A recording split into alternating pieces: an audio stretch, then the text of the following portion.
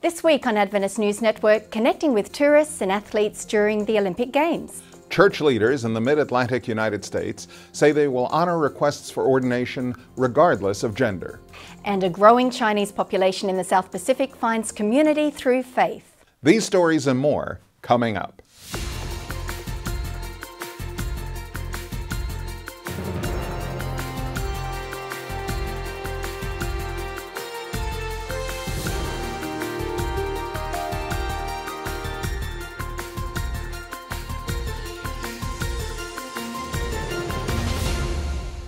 This is Adventist News Network, a service of the Seventh-day Adventist World Church. Thanks so much for joining us this week. First in the news, Adventists in London say this month's Olympic Games are providing an ideal opportunity to connect with millions of tourists and athletes. Garrett Caldwell, Ansel Oliver, and Andre Brink filed this report from London. Seventh-day Adventist church member and playwright Mervyn Weir has creatively incorporated stories of Olympic greats into his latest and timiest production, Beyond Gold. This theatrical event, involving gospel singing, dance and drama, highlights the lives of real Olympians from an inspirational point of view.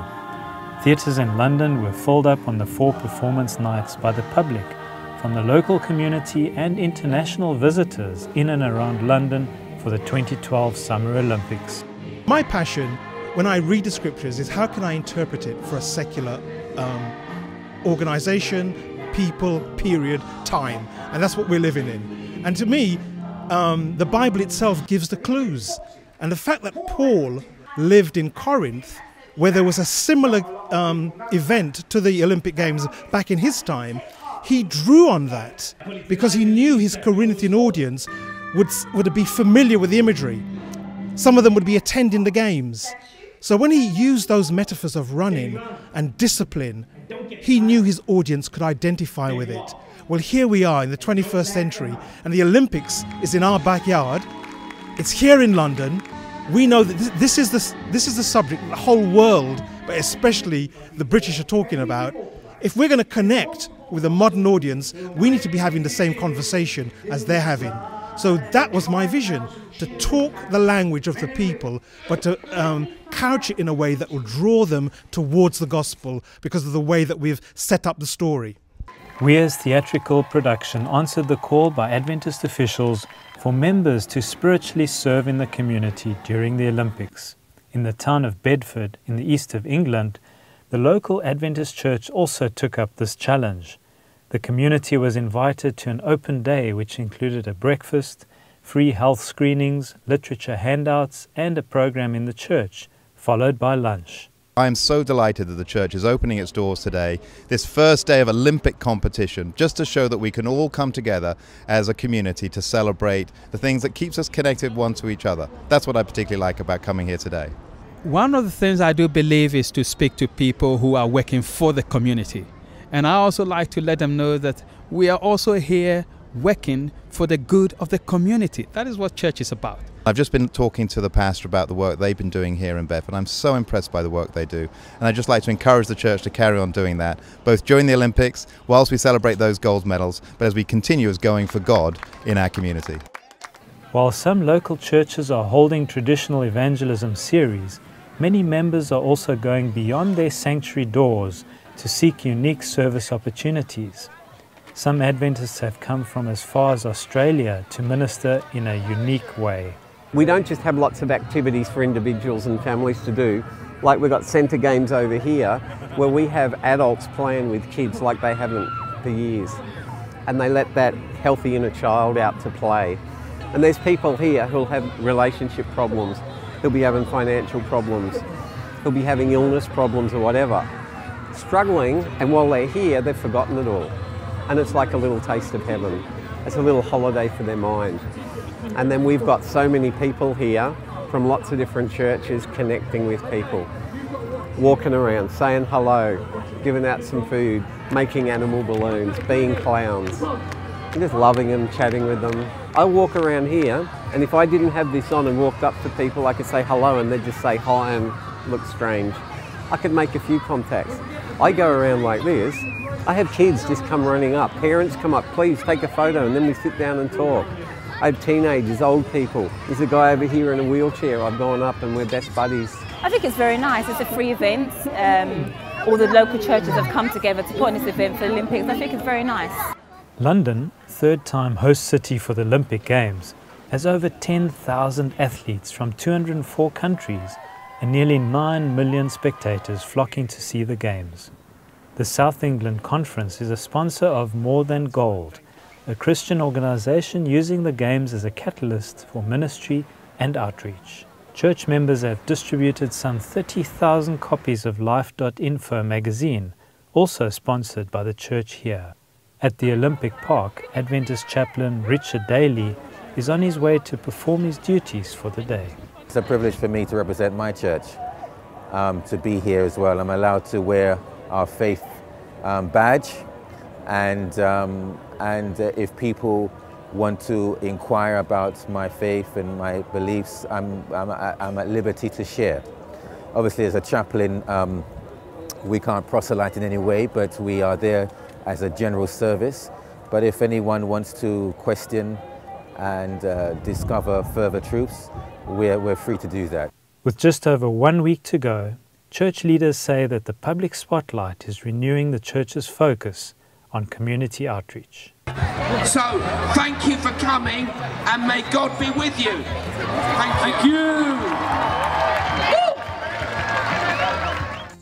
Adventist church leaders in the Mid-Atlantic United States voted this week to honour requests for the ordination of ministers in the region regardless of gender. Columbia Union Conference delegates passed the motion by a ratio of 4-1, with 209 in favour, 51 opposed and 9 abstentions.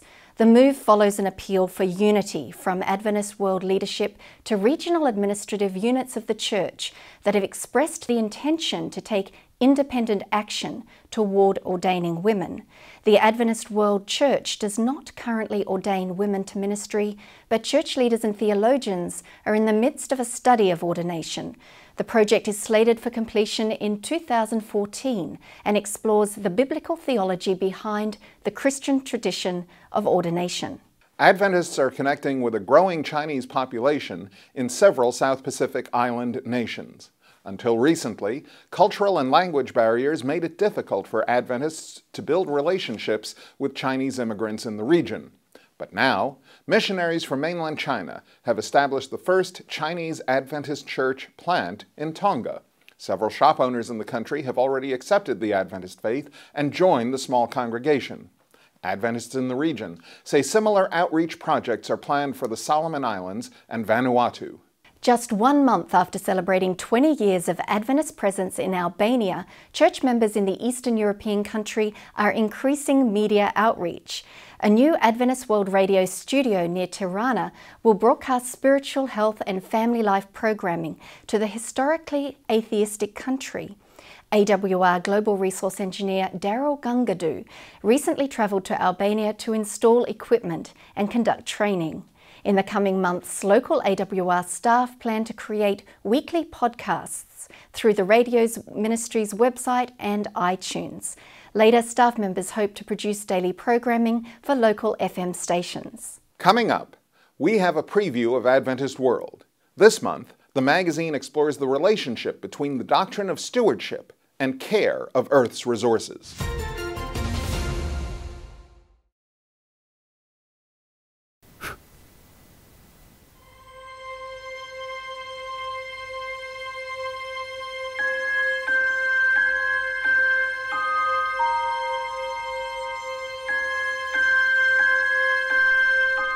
Death is the only inescapable, unavoidable, sure thing.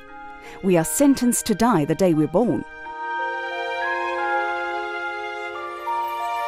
Death is a debt we all must pay.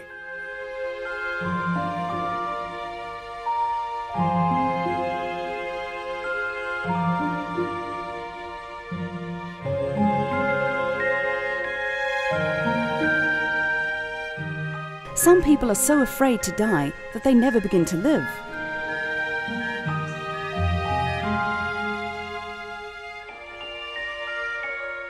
Every man must do 2 things alone. He must do his own believing and his own dying. Death is not a period, but a comma in the story of life.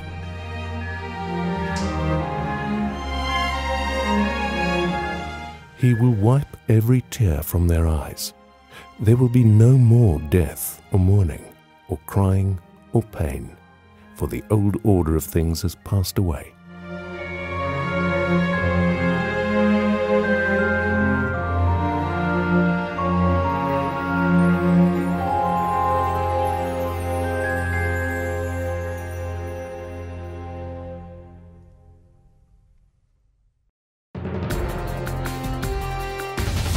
Welcome back. Here's Gerald Klingbeil with a preview of this month's issue of Adventist World. Summer in the Western Hemisphere is a time for travel, and in this month's Adventist World, we'll give you wings. In our cover feature, we join Carolyn Stuyvesant on her tundra quest to find out if God can use a single woman. You will be impressed by the rugged beauty of the landscape Carolyn describes, and by her experience of hearing God's soft and gentle voice. Besides sun and fun, summer travels also have a built-in potential for family conflicts. Karen Burkett Green gives us practical, Christ-centered ways of resolving family conflict in speaking your mind without losing it. Michael Berliner Tchaikovsky did more than an average amount of travel, and it was no summer vacation. This former priest and revolutionary, who spoke 7 different languages, began a lengthy preaching career planting Seventh-day Adventist churches in New York State, New York City, Vermont, and then at his own initiative and against the advice of church leaders, took his newfound faith to Europe. Was Tchaikovsky a Seventh-day Adventist hero or rebel? Find out in the first of 2 articles by Nathan Gordon Thomas. As you connect with your Adventist World family and let your faith take wing in this month's edition of Adventist World, I hope that you will be inspired to also move and exercise both body and faith. Check out the factoid on page 29 in our Idea Exchange section. Research from the American Cancer Society suggests that inactivity and obesity are the top risk factors most likely to lead to cancer. So no more couch potato existence. It's time to move. Adventist World Aviation missionaries are headed to Papua New Guinea to reach remote communities with supplies and a message of faith. Jared Kananaikal has more. In Papua New Guinea, transportation in many cases is heavily limited by the mountainous terrain. In fact, Port Moresby, the capital city, is not linked by road to any of the other major towns, and many highland villages can only be reached by light aircraft or on foot. Air travel is the single most important form of transportation in Papua New Guinea and is the primary way to transport people and cargo. Thus, airplanes have made it possible to open up the country during its early colonial period. Even today, the 2 largest cities, Port Moresby and Lae, are only directly connected by planes. This is why Adventist World Aviation is very excited to have the opportunity to expand its aviation ministry into this country, which is about the size of California. They have recently signed on 2 new missionaries, Gary and Tony Lewis, who are from Prescott Valley, Arizona in the United States. Gary and Tony's desire is to work as missionaries in Papua New Guinea. The Lewises have prior missionary experience in Venezuela, Bolivia, and Guyana. Many of the people living in the mountainous jungles of Papua New Guinea will now have an opportunity to hear about Jesus, receive much-needed medical care, and even have building materials transported to them through the aviation service of Adventist World Aviation. Please pray for this family as they soon begin their missionary service in Papua New Guinea, as well as Adventist World Aviation as they expand their global ministry. For this week's Adventist Social Media Highlights, we asked Marvin King to interview media expert Chip Dizzard about online visibility. Hey, I'm here with Chip Dizzard, and we're going to talk about how to increase your visibility on social networking. So Chip, what kind of tips can you give us for social media and growing your presence? Well, one thing, Marvin, I think I always use acronyms when I'm dealing with social media, and I think one of the acronyms I like is PIV, and P stands for photos. I think if you look at Instagram, you see just how many photos are out there. You can always put a lot more photos of your presence out there. A second thing is I is information, and not just any information. You want really relevant information. So for example, I'm talking to a pastor that's moving into a new church. You want to put information about, hey, we're going to this new church, we're going to the new facility, join us here. And then V is for video. You want to put video and relevant video out there in your social media area. I think that's one of the easiest ways to grow your social media presence. Very good, Chip. Thanks for being here. Hey, thanks, Marvin, for having me. Adventist religious liberty advocate John Grotz recently led a series of evangelism meetings using the Bible as a guide to successful living. He has this report. After the festival in Manado, Indonesia, and the training seminar at the Adventist Hospital in Penang, I flew to the Philippines. I was invited to San Pablo, a city 2 hours from Manila, to hold a series of 8 lectures on success in life and 2 lectures on religious freedom. San Pablo has 220,000 residents and is the headquarters of the South Central Luzon Conference of the Seventh-day Adventist Church. The conference president, Pastor Gabin, invited me. His conference has one of the highest rates of baptism in the Philippines, from 350 to 650 people attended every night during 1 week, and more attended on Saturday morning. As my lectures had a biblical foundation on Friday night, I asked those who wanted to be baptized to stand up. About 100 stood up. Most of them had studied the Bible in small groups. On Saturday, 80 were baptized in the public swimming pool and 40 planned to be baptized later. It was a great experience for me.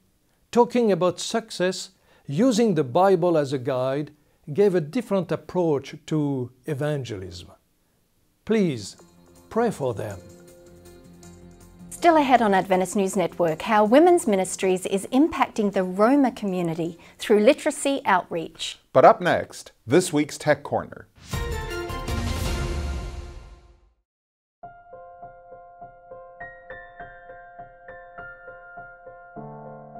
As I was reading through The Great Hope, this phrase caught my attention.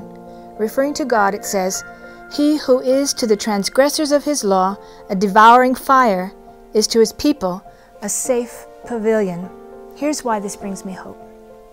I know we're getting more and more nervous about increasing earthquakes and raging storms, but we know that Satan is going to unleash even more fury on this planet to exterminate it.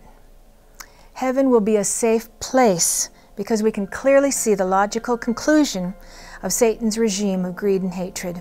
Even though we'll still have the power to choose, we will have that first-hand evidence of where Satan's government leads and how God's government will be a safe pavilion forever. This brings me hope.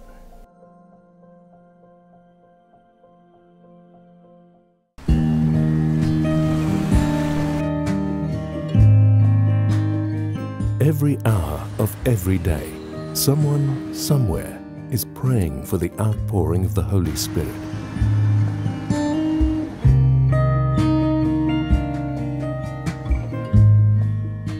"777", praying at 7 a.m. and 7 p.m., 7 days a week.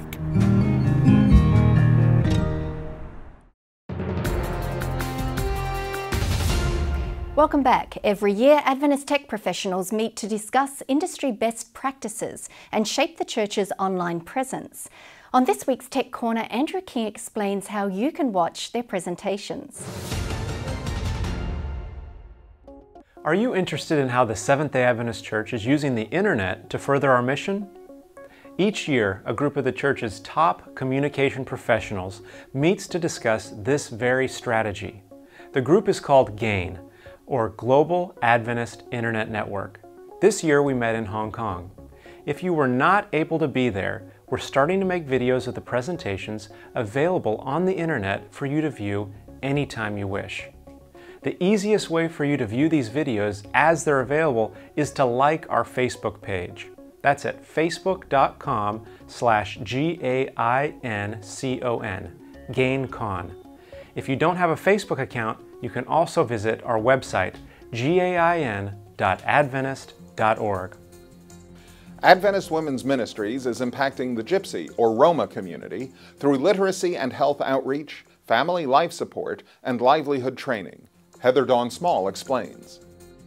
In Chirpan, a small town in South Bulgaria, most of the inhabitants are gypsies of Muslim culture but speak the Turkish language.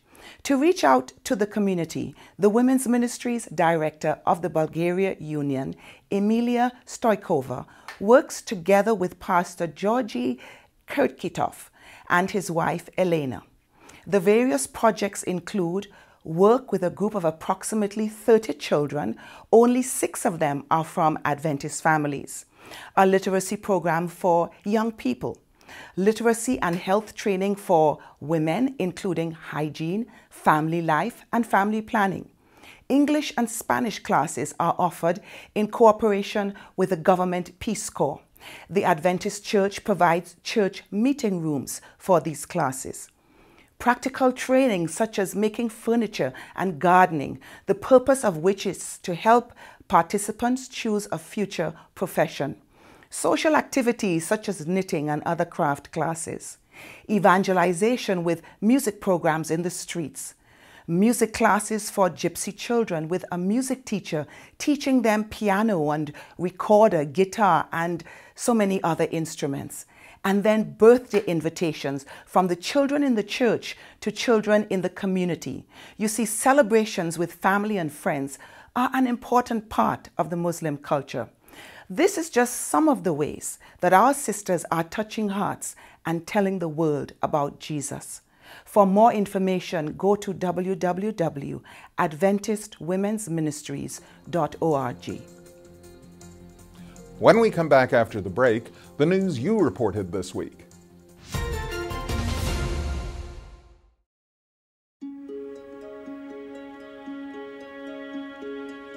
All I could see was my husband's body just sinking to the bottom. That day, I will never forget. And that prayer was the hardest prayer I've ever said in my life.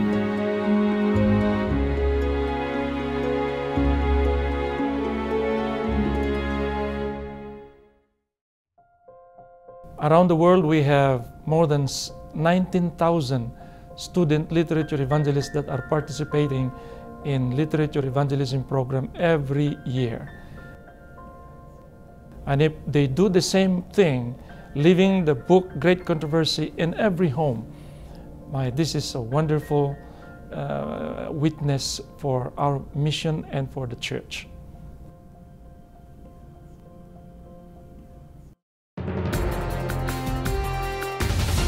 Welcome back. Here's Erica St. Louis with this week's iShare report. Welcome to iShare, where you bring the news to us.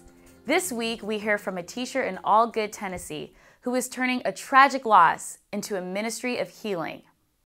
Marissa was in my second grade class. Tuesday evening on April 10th, we got the news that Marissa was being rushed to the emergency room, and we followed shortly after. When we got to the hospital, we were told the devastating news that she hadn't survived the collapse of her home playground equipment.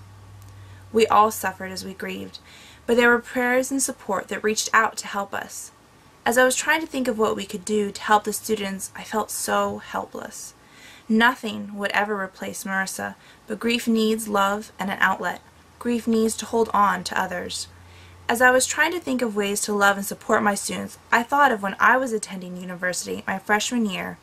We had a fire in the girls' dorm. One of the girls died. I remember going to a memorial service, and as each of the girls walked in, we were given a stuffed animal that had a Bible verse on it. We all held those stuffed animals through the memorial service, and I still have mine. It was something tangible that I could hold on to grieve and feel loved. And so was born the idea to buy each of our students a stuffed animal. What type was an easy choice? A mouse. Marissa loved mice. As I searched online for a stuffed mouse, I found one that I thought was cute. I liked the description of its soft fur, and I ordered those. The day we handed them out, I made a tag and tied it on each mouse with green yarn. The tag said Marissa Mouse, and had the Bible verse Marissa had picked out in class as her favorite. It is Philippians 4:13. I can do all things through Him who gives me strength. To learn how you can contribute, visit marissamouseministry.com. Have a story to share? Visit news.adventist.org, facebook.com/iShare to learn how. The Adventist Church publishes a devotional Bible guide for young adults. Lindell Chiamenti and Ricardo Bacchus have more. So we have a website, a Facebook page, an app, a podcast. Chill out, Ricardo. First of all, we need to tell them what CQ is really all about. CQ, or Collegiate Quarterly, is a devotional Bible study guide for young adults, ages 18 to 35, published by the Seventh-day Adventist Church. The topics for each quarter are based on the same topics as the Adult Bible Study Guide, so many adults also enjoy using it. Each week's lesson is written and illustrated by a different young adult from around the world, such as Australia, Kenya, England, Peru, and the United States. So we need you. Contact us at cqeditorial@gc.adventist.org. To get a CQ copy or teacher's guide, contact your church, your local Adventist Book Center, or even Pacific Press. Also, check out our website at cqbiblestudy.org. There you'll find an online and podcast version. The iPhone and Android stores even have a Sabbath School app. Let's see. We have a website, a podcast. Oh, we're out of time. CQ, a safe haven bringing you closer to heaven. Now let's turn to David Trim for a look at Adventist history. This week, early Adventists shaped the Church's position on bearing arms. Welcome to This Week in Adventist History. On July 31 in 1879, nearly 35 years after the Great Disappointment, Ellen White published an article in the Signs of the Times rebuking groups of Adventists who were still setting dates for the second coming of Christ. On August 3 in 1864, at the height of the American Civil War, Seventh-day Adventists petitioned the governor of Michigan, claiming, "We as a people are conscientiously opposed to bearing arms." This was the first statement of the traditional Adventist position of non-combatancy. On August 4 in 1821, James S. White was born in Palmyra, Maine. White was a titanic figure in early Adventism. He was hugely influential in the 20 years after 1844, initially in establishing common beliefs among somewhat inchoate groups of Sabbatarian Adventists, and then in founding the Seventh-day Adventist Church. Thereafter, in the denomination's first 20 years, he served as General Conference President 3 times. It was he who established our publishing work. He was a keen health reformer, and he played a key role in persuading American Adventists that they had to take the third angel's message to the rest of the world. He was sometimes guilty of arrogance and could be short-tempered, but it is highly unlikely that there would be a Seventh-day Adventist church today without James White. That was This Week in Adventist History. Thanks for watching Adventist News Network. Join us next week for more news from the headquarters of the Seventh-day Adventist Church. And if you haven't already, check out our Facebook page. You can connect with other Adventists worldwide and find links to all our photos, stories and videos. Just visit facebook.com/AdventistNews. Our good news for this week comes from Philippians 4, beginning in verse 8. Finally, brothers and sisters, whatever is true, whatever is noble, whatever is right, whatever is pure, whatever is lovely, whatever is admirable, if anything is excellent or praiseworthy, think about these things. And that's our show for this week. Don't forget, you can always visit news.adventist.org for daily news and videos. Until next time, God bless.